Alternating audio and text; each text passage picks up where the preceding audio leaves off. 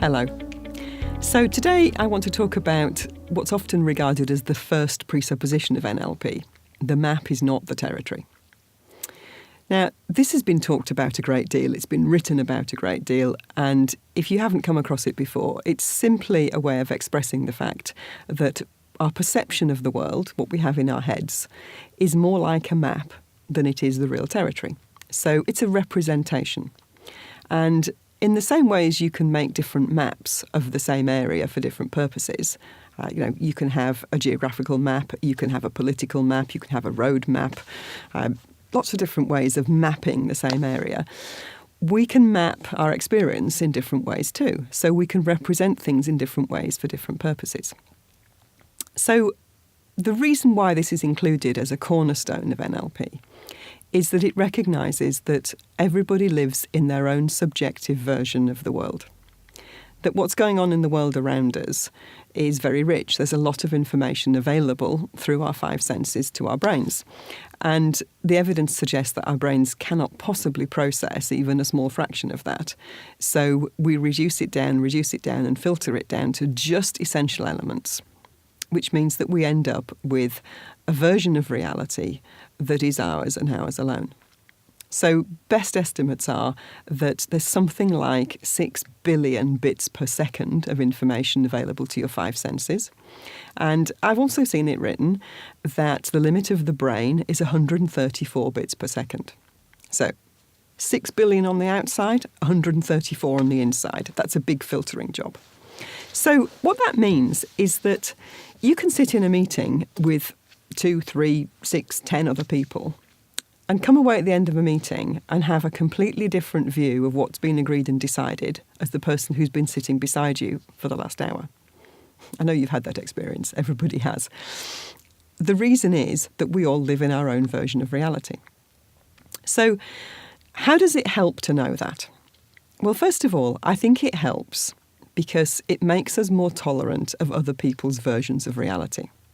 So when somebody says to you, well, no, I don't think that's what was decided at all. I thought we agreed to do this. The temptation to simply say you're wrong or to be even more aggressive about it or weren't you listening or you never pay attention in meetings, that's not what we decided.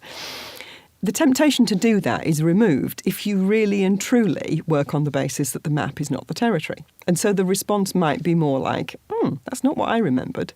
So remind me how we arrived at that point of view. Now, what you may find when you have that kind of conversation and you both get your notes out and you compare who's written down what, and you may find that you both remembered bits of the conversation, but neither of you remembered all of it.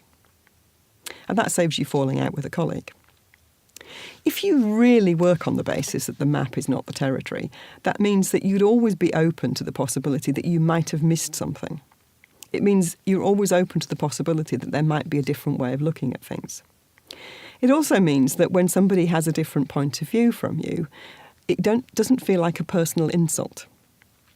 Sometimes, especially when people are working on things that they really care about, sometimes when people disagree, they get very personally involved in defending their own point of view. And sometimes it can feel almost like a personal attack when someone says, I don't agree with you, or I think you've got that wrong.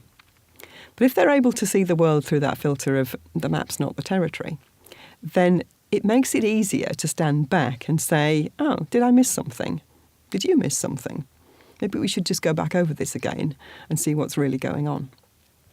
So when you get people who really have taken on this notion that the map is not the territory, what you find is that they become much more flexible in the way that they think. They become more open to the idea that there could be something else going on, and they become more respectful of each other's points of view. They become better at listening. I think it was Gregory Bateson who said that true wisdom comes from sitting down and listening to alternative points of view without attempting to change them. And that's the thing.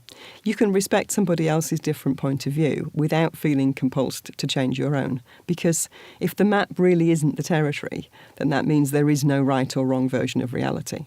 That everybody's subjective map of the world is good, is correct, is right, is valid, is reasonable. Well, maybe not all of those things all of the time, but there is the possibility that it is.